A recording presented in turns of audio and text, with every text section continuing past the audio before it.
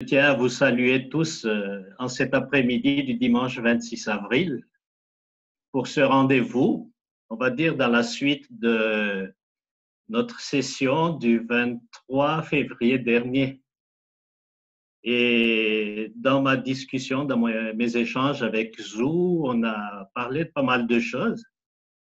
Et finalement, la situation que nous vivons aujourd'hui, c'est des circonstances vraiment exceptionnelles. Mais comme nous savons, toute chose concourt au bien de ceux qui aiment Dieu. Donc, on peut se poser la question, qu'est-ce que le confinement peut m'apporter, peut nous apporter en tant que couple? Parce que quand on regarde autour de nous, tout le monde a un peu peur, tout le monde est déboussolé. Donc, nous, aujourd'hui, on va essayer de réfléchir sur le couple, le confinement et la croix.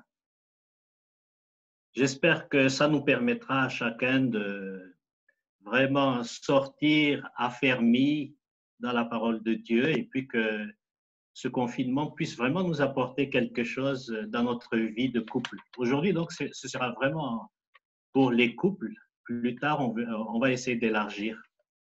Alors, avant d'aborder la question du couple, du confinement et de la croix, j'aimerais juste rappeler le présupposé les présupposés de départ que j'avais posés il y a 2 mois. C'est-à-dire, pour moi, quand je vous parle, pour moi, la Bible, c'est la parole de Dieu. Donc, c'est l'autorité en matière de foi et de conduite pour le chrétien. Ce n'est pas un livre de recettes, mais c'est un livre où Dieu nous parle et où nous pouvons puiser la vérité, parce que cette parole, c'est la parole de Dieu et dans laquelle il se révèle. Donc, la Bible, c'est la parole de Dieu. Deuxièmement, lorsque nous allons aborder les différents cas ou quand vous allez poser des questions, il faut savoir qu'il n'y a pas de recette toute faite pour résoudre nos problèmes. Les situations sont particulières. Chaque situation est unique. Ce qui peut être une solution pour quelqu'un, pour votre voisin, pour votre frère, n'est pas forcément vrai, applicable pour vous dans la mise en pratique de la parole de Dieu. Et nous allons le voir à travers déjà les 4 cas qui ont été soumis sur le site. Nous allons parler de couple et donc on va essayer de voir ce que nous dit la parole de Dieu. On en a déjà parlé la dernière fois, mais à titre de rappel, on va revoir ce couple dans le plan de Dieu. Alors, nous sommes, comme j'ai dit tout à l'heure, dans une période de confinement qui fait peur à beaucoup de personnes. Qu'est-ce que je vais faire? Comment je vais me débrouiller? Et ça transparaît déjà dans la question qui a été posée sur le site et dans les entretiens, dans les échanges que j'ai eus jusqu'ici.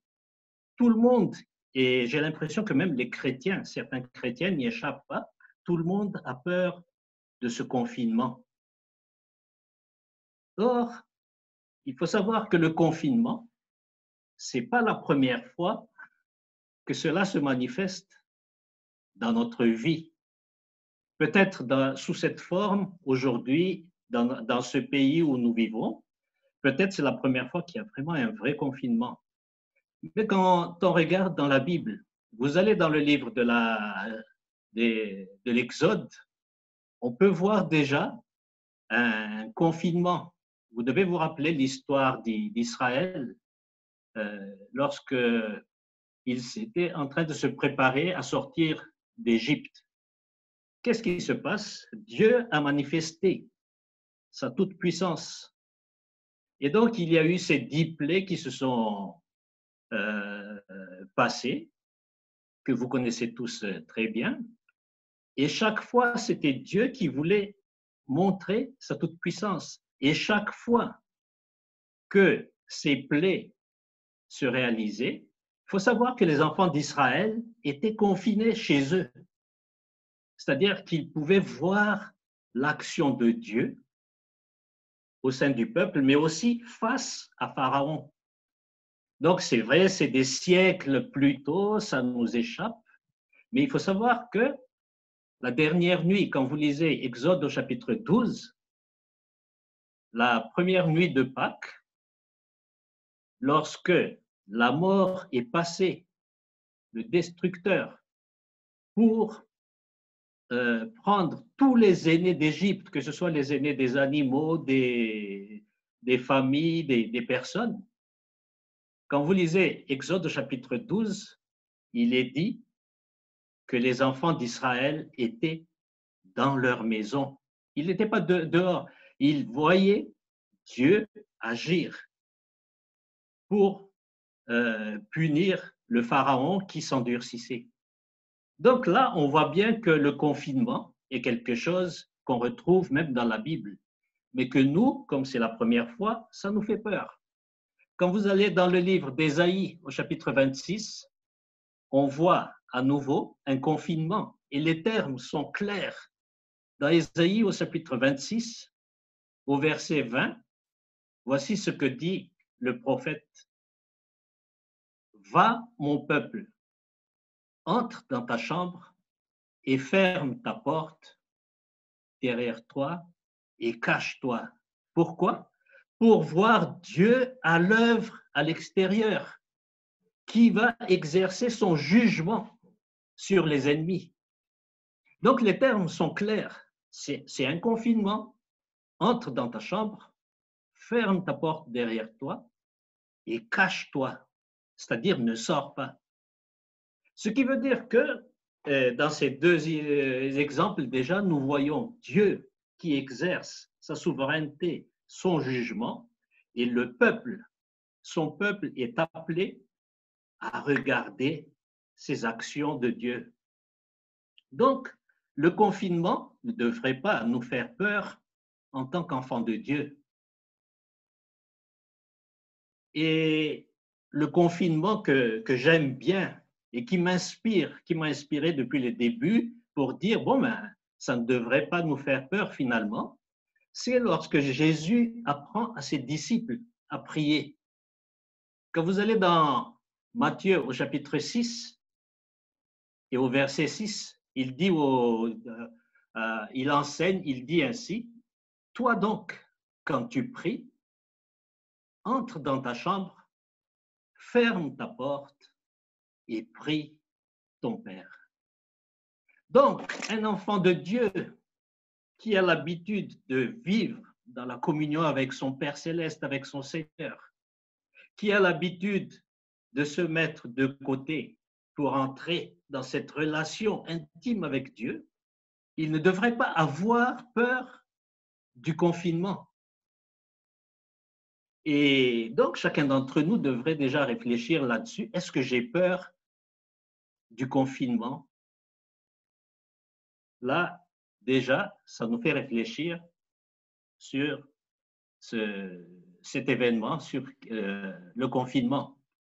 Donc, chacun d'entre vous peut répondre dans son cœur aujourd'hui, dans quelle attitude suis-je en ce moment? Est-ce que je cherche toujours une excuse pour aller sortir de la maison et finalement qui nous conduit à désobéir aux autorités qui donnent des consignes? Pourquoi est-ce que je cherche à tout prix à aller dehors? Peut-être qu'il y a quelque chose qui ne va pas dans le foyer. Donc, pour nous, la fuite est une solution. Donc, mes chers frères et sœurs, aujourd'hui, j'aimerais vous dire tout simplement, le confinement est quelque chose qui devrait être bénéfique pour chacun d'entre nous, parce que Dieu lui-même, dans des termes très clairs, nous dit, toi donc, va dans ta chambre, ferme ta porte et prie. Voilà le premier point sur le confinement. Le deuxième point concerne le couple. Nous l'avons déjà abordé la dernière fois. Nous avons dit le couple dans la vision de Dieu, selon sa volonté. Nous le retrouvons dans Genèse au chapitre 2, verset 24. C'est pourquoi l'homme quittera son père et sa mère, il s'attachera à sa femme et ils deviendront une seule chair. Donc, voilà le couple dans la vision de Dieu. Et je me permets juste de vous rappeler et refaire remarquer que le couple dans la vision de Dieu, c'est Adam et Ève. C'est pas Adam, ni Ève et Ève. Il n'a pas créé deux Adam ou deux Ève, il a créé un Adam et une Ève. Donc, déjà, dans la volonté de Dieu, le couple, c'est cela, un homme, une femme, qui quittent leurs parents, qui s'attachent l'un à l'autre, il y a un lien très très fort, et qui deviendront une seule chair. Ça nous permet tout simplement de poser déjà, parce que la question se pose, est-ce qu'il s'agit tout simplement de former un couple pour former un couple? Ce verset nous pose tout simplement ce que devrait être notre vision de notre couple. Est-ce que nous sommes dans cette démarche, c'est-à-dire avec la vision à long terme jusqu'au bout? Et Jésus l'a rappelé, ce lien, il est indissoluble. Et Jésus a dit tout simplement que l'homme ne sépare pas ce que Dieu a uni. Donc le couple a pris un engagement devant Dieu pour la vie. Le comble, quand on regarde autour de nous, je ne sais pas comment vous vous êtes mariés, et lorsque vous étiez à la mairie, est-ce que on vous a posé la question, est-ce qu'il y a un contrat de mariage? C'est la vision de la société. Laisser une porte de sortie tout simplement en cas de séparation et de se dire comment est-ce que ça va se dérouler. Mais normalement, dans la vision de Dieu, étant donné que pour nous, un couple, c'est pour la vie, on ne devrait même pas penser à un contrat pour un éventuel divorce. Et ça nous fait déjà réfléchir sur notre mariage, sur notre couple, qui peut déjà expliquer certaines des difficultés que nous rencontrons. Après, face à cette vision du couple, bien sûr, il ne s'agit pas tout simplement de se dire on va se marier et puis seule la mort nous séparera. Et d'ailleurs, là, il y a quelque chose à revoir. Quelle est la promesse que vous avez donnée à votre conjoint le jour de votre mariage? Parce que j'ai entendu quelqu'un rigoler pour dire, tu sais, c'est trop dur, c'est pour ça que je ne vais pas me marier. Pour moi, si on accepte que je fasse une promesse en disant, je te resterai fidèle tant que je le supporterai, ce n'est pas la vision des choses qui correspond à ce que Dieu attend de nous. Pour lui, un lien, c'est s'attacher et devenir une seule chair. Et ça nous ramène aussi à nos liens. Pourquoi est-ce qu'on s'est marié? Parce que, entre autres, un couple peut ne pas durer parce qu'il n'y a pas forcément eu une vision, une vraie vision du couple. Et il n'y a pas eu de projet qui a été posé. Bien sûr, ça s'explique. Et là, déjà, ça peut répondre à certaines de vos questions. Pourquoi est-ce que mon couple ne va pas? Pourquoi est-ce qu'il y a quelque chose qui cloche dans notre vie de couple? Eh bien, tout simplement parce que dès le départ, il n'y a pas eu, je veux dire, comme le Seigneur Jésus l'a recommandé. Si vous lisez dans Luc au chapitre 14, verset 31, Jésus a posé la question aux disciples, quel roi, s'il va en guerre, ne s'assied pas d'abord pour examiner s'il peut marcher à la rencontre de son ennemi? Ça veut dire qu'il y a un projet qui doit être fait. Et ce projet-là est valable pour le mariage. Pourquoi est-ce que vous vous êtes mariés? Est-ce que vous vous êtes assis ensemble? Est-ce que vous avez réfléchi justement à cette dimension du mariage déjà, cette vision selon Dieu pour dire, écoute, pour moi le mariage, c'est jusqu'à mon dernier souffle. Est-ce que c'est ta vision? Si ce n'est pas la même chose, tout simplement, donc c'est déjà un point qui fait qu'il ne faut pas avancer. Et quand je réfléchis à la jeunesse d'aujourd'hui, les fameux coups de foudre, et puis les rencontres qui se font par-ci, par-là, et qui essayent de dire, bon, ben, on va s'essayer l'un l'autre, et puis si ça marche, on va se marier, sinon, si ça ne marche pas, on se sépare. Ce n'est pas la volonté de Dieu. Quand on s'assoit, quand il y a deux jeunes qui se rencontrent, ils disent, est-ce que déjà on a la même vision du mariage? Parce qu'il y a des mariages qui qui résultent de cas de force majeure. Il y a des jeunes qui, comme on dit, ont consommé l'acte sexuel avant et sans faire attention. Qu'est-ce qui se passe? La fille tombe enceinte, ben, à cause de la pression de la société, à cause des parents, il faut vous marier. Mais est-ce qu'il y a vraiment un amour là? Il n'y a pas le projet initial, il n'y a pas une réflexion.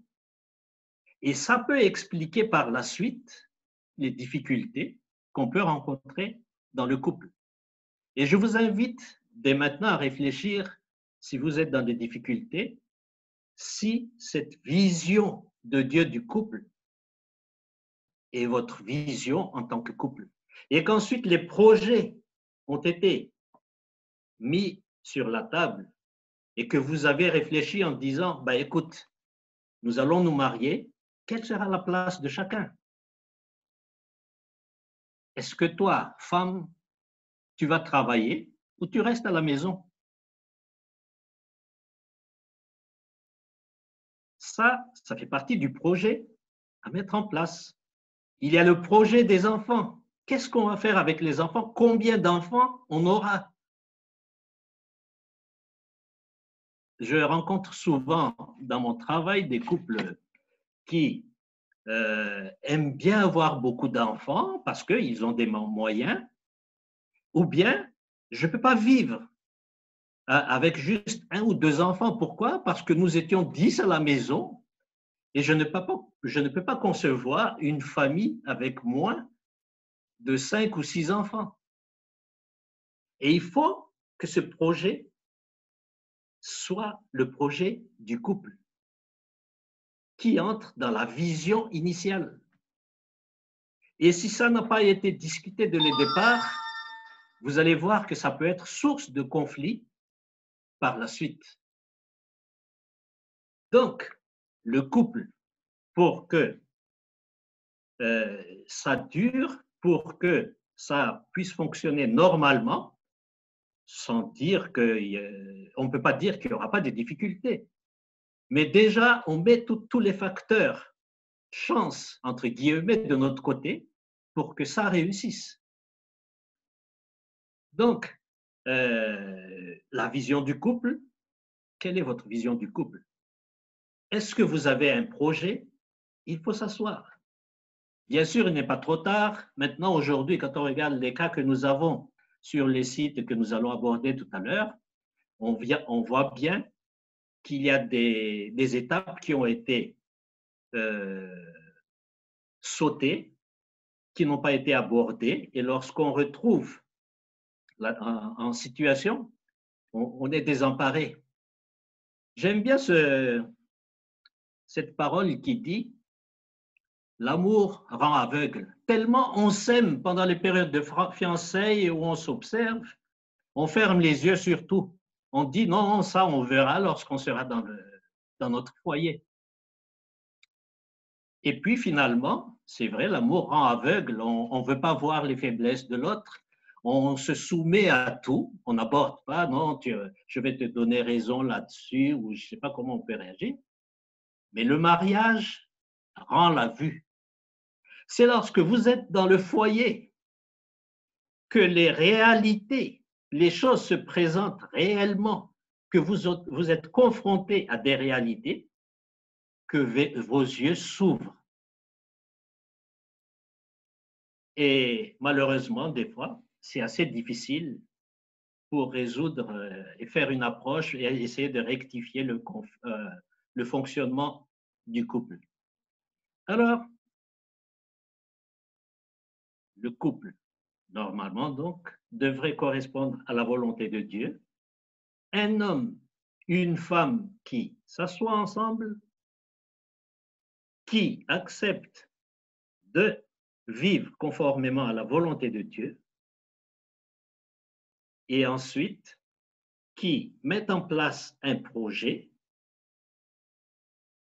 Et ça se travaille au fur et à mesure de la rencontre, dans les préparatifs. Je ne sais pas maintenant dans quelle situation vous vous trouvez. Peut-être que vous avez des difficultés à la maison, vous êtes confronté à des problèmes particuliers. Nous allons voir tout à l'heure quels sont les facteurs qui nous permettent d'aborder ces questions. Maintenant, je crois qu'en termes de vision du couple, on peut chacun voir à sa manière, mettre en place quelque chose, fixer. Sur le site de FEM, Famille en Mission, vous avez des documents, vous avez des articles très intéressants et je vous encourage à aller les consulter si vous ne l'avez pas encore fait jusqu'à aujourd'hui. Comment mettre en place, mettre en place une vision du couple, vision de la famille. Et puis, quel projet nous avons en tant que famille pour nos enfants au niveau professionnel, sur les rôles de chacun à la maison. Donc, voilà, en fait, il y a certaines étapes en général que nous avons sautées et qui expliquent nos difficultés. Ce qui est fantastique, c'est que notre Dieu est un Dieu miséricordieux et il n'est jamais trop tard. Et c'est la raison de notre séance aujourd'hui, pouvoir affronter nos difficultés, chercher la réponse dans la parole de Dieu avec l'aide du Seigneur. Donc, on va voir ça tout à l'heure, beaucoup plus en détail. Donc, voilà le couple, je veux dire, normal, ce que nous aimerions et ce que nous devrions être. Le dernier point, je vais parler de la croix. Nous venons de célébrer Pâques. Et si je parle de la croix, c'est tout simplement parce que c'est sur la croix que Jésus-Christ a accompli notre salut. Il est allé s'offrir en sacrifice pour le péché de l'humanité. Et quand je parle de croix ici, c'est que Jésus lui-même, il avait dit, si quelqu'un veut venir après moi, qu'il renonce à lui-même, qu'il se charge de sa croix et qu'il me suive. Matthieu chapitre 16, verset 24, ou dans Marc au chapitre 8, verset 34, vous avez ces versets. Et en fait, il ne faut pas oublier que notre vie est une croix. Mais la croix n'est pas négative, comme certains le pensent, parce qu'elle nous enseigne beaucoup de choses. Et d'ailleurs, Pierre, il avait dit dans son épître, que Christ a souffert pour nous et il nous a laissé une trace que nous avons à suivre. Ça veut dire que notre croix, notre vie devrait être comme la vie du Christ. Et j'ai bien aimé de cette parole de Jésus sur la croix et je les ai choisis pour que nous puissions voir comment vivre notre vie de couple. Vous savez, quand Jésus, sur la croix, la première phrase, après sa crucifixion, qu'il était là-haut, il avait dit, « Père, pardonne-leur parce qu'ils ne savent pas ce qu'ils font. » La première chose dans notre vie, c'est la place du pardon. Dans le couple, on devrait être capable de vivre le pardon.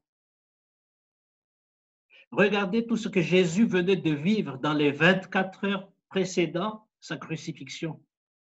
Entre la trahison de Judas, les moqueries, les flagellations, les insultes, tout le mal qui peut exister sur la terre.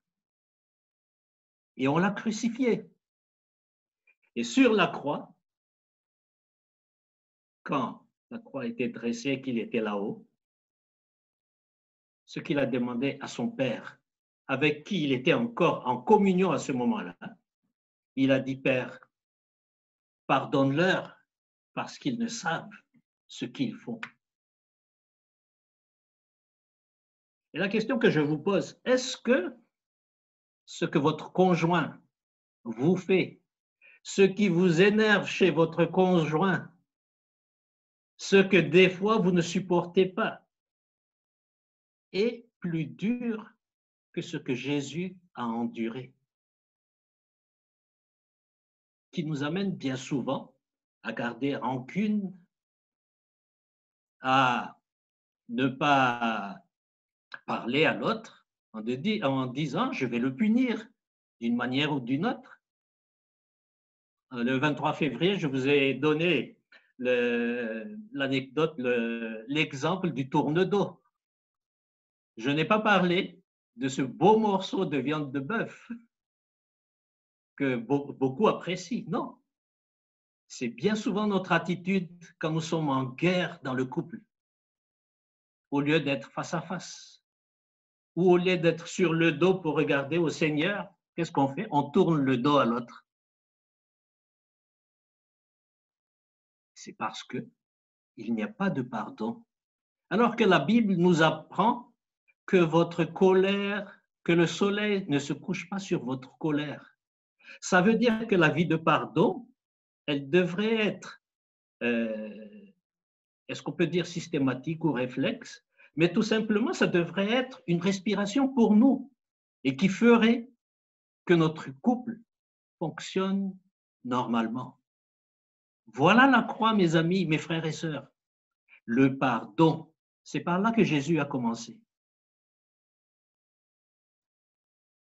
Deuxième parole qu'il a prononcée sur la croix, il a parlé au brigand qui était à sa droite, qui lui a demandé « Souviens-toi de moi quand tu seras dans ton royaume ». Et il lui a fait une promesse. Et cette promesse est immédiate. Quand j'entrerai, aujourd'hui, tu seras avec moi dans le paradis. On ne va pas discuter théologiquement de aujourd'hui ou plus tard et tout, mais surtout le fait que Jésus, sur la croix, il a parlé, il a donné une promesse. Sa parole, son assurance à ce brigand. Et dans notre vie de couple en général, où est la place de cette parole de Dieu, de cette promesse de Jésus? qui nous a promis qu'il sera avec nous tous les jours jusqu'à la fin des temps. Parce que lorsque cette parole de Dieu, qui est notre guide, que j'ai dit tout au début, c'est notre autorité en matière de foi et de conduite, c'est dans cette parole que nous puisons les principes. Ce qui veut dire que dans notre foyer, des paroles comme que chacun respecte le lit conjugal, fuyez l'adultère, la fornication, ne trompez pas la femme de votre jeunesse.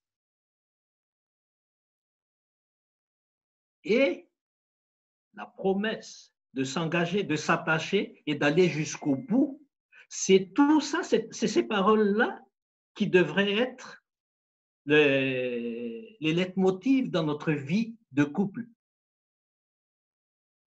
Les principes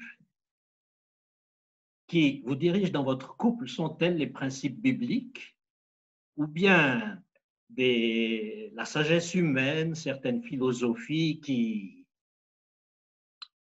se détournent de la parole de Dieu? Donc, Jésus a prêché le pardon et il l'a vécu en direct sur la croix malgré tout ce qu'il a vécu. Il a donné cette promesse à ce brigand et cette parole de Dieu devrait avoir sa place dans notre vie de couple. Troisième parole, il était encore sur la croix avant vraiment de sombrer dans le plus dur de ce qu'il avait à accomplir.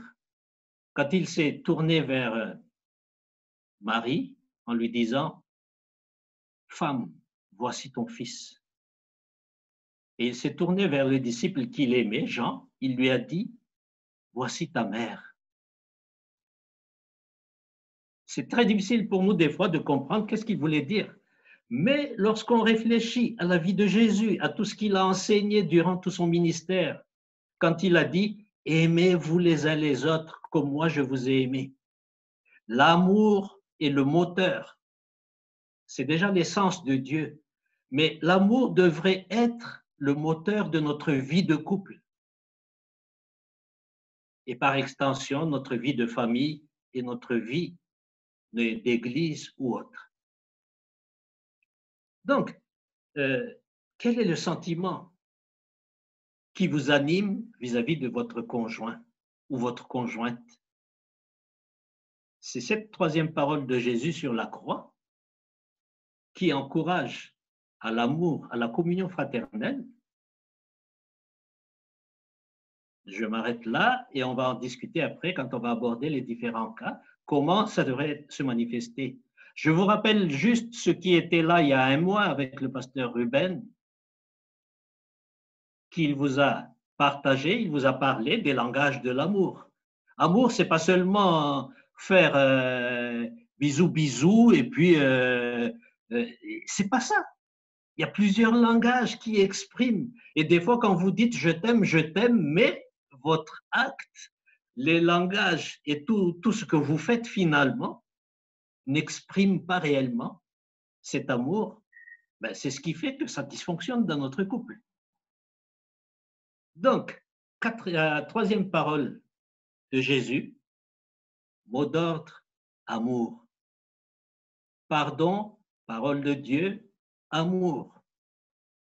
Et la quatrième parole, c'est ce qui s'est passé lorsque les ténèbres ont envahi la terre.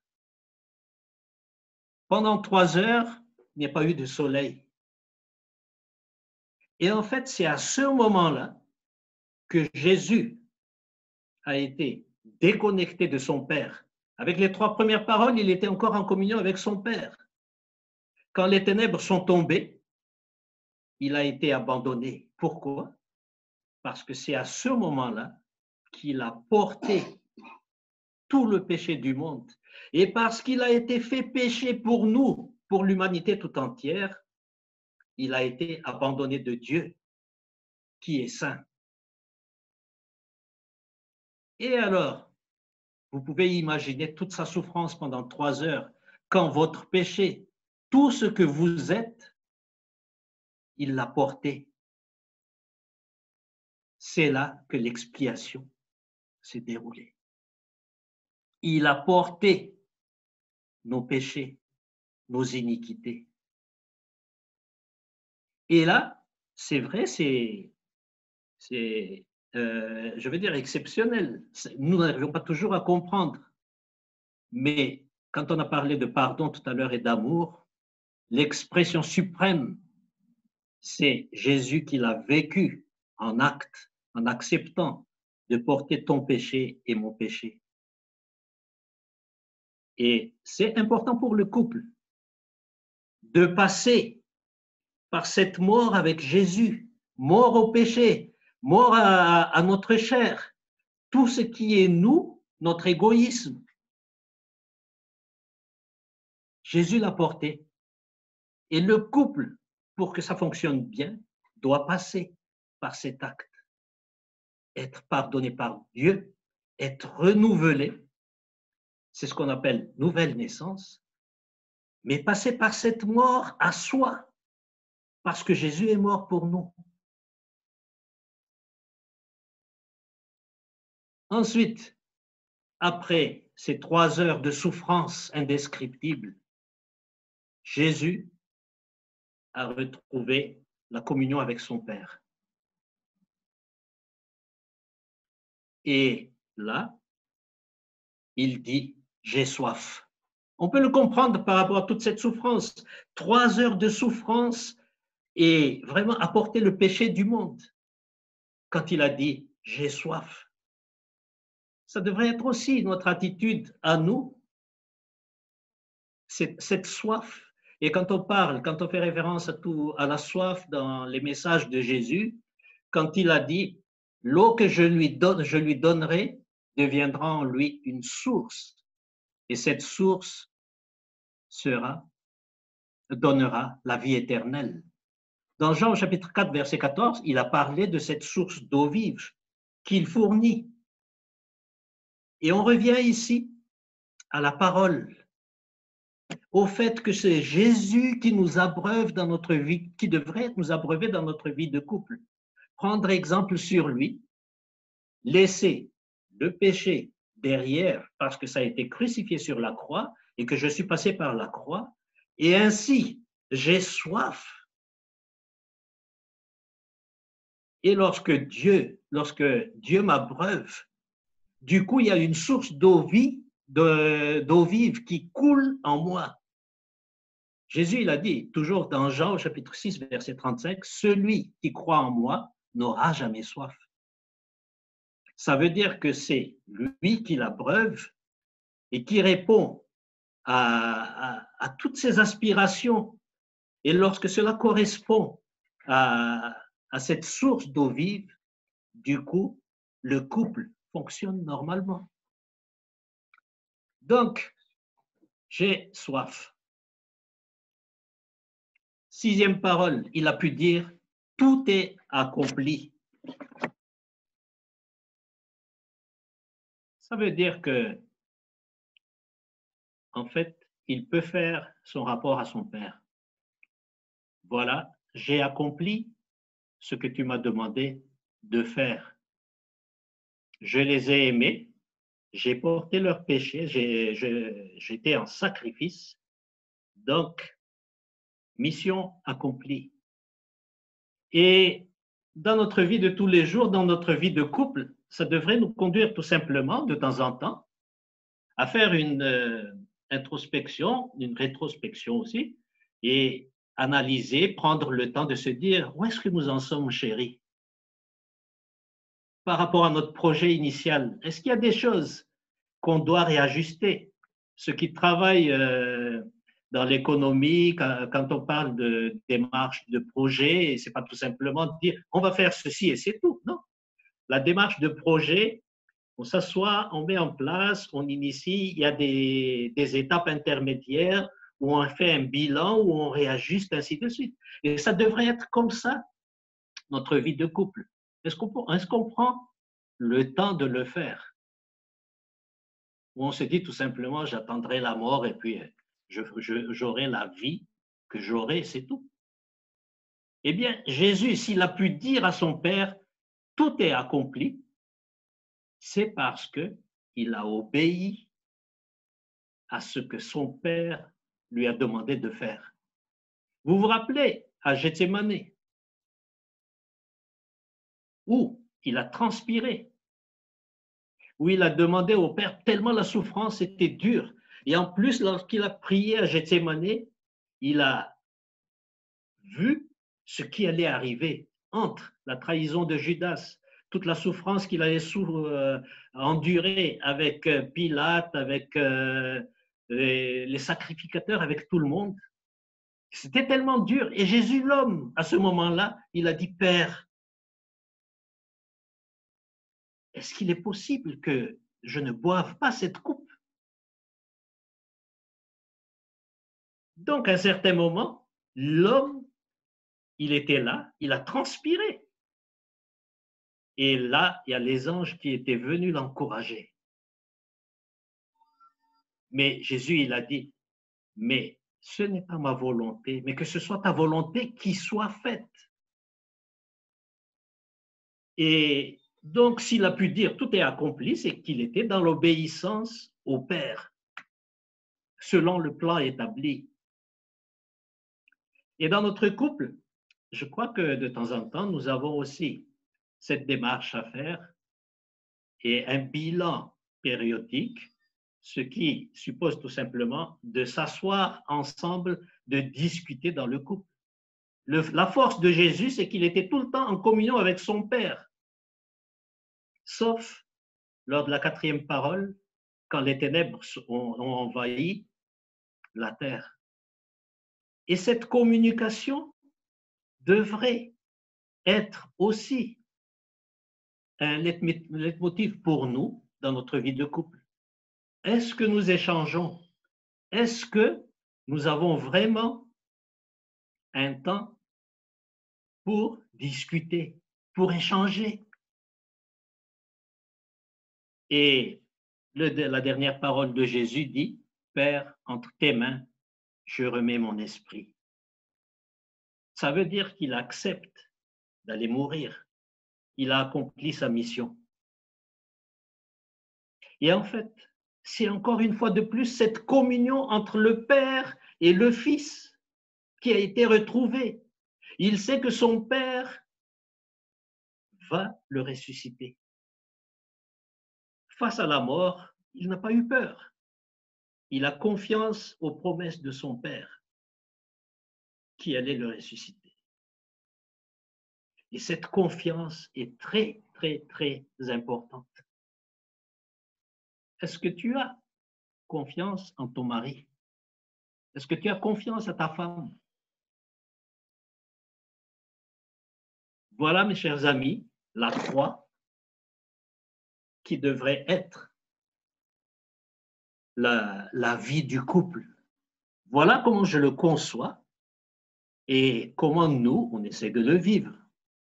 Mais il faut se rappeler que nous ne sommes que des humains avec nos faiblesses.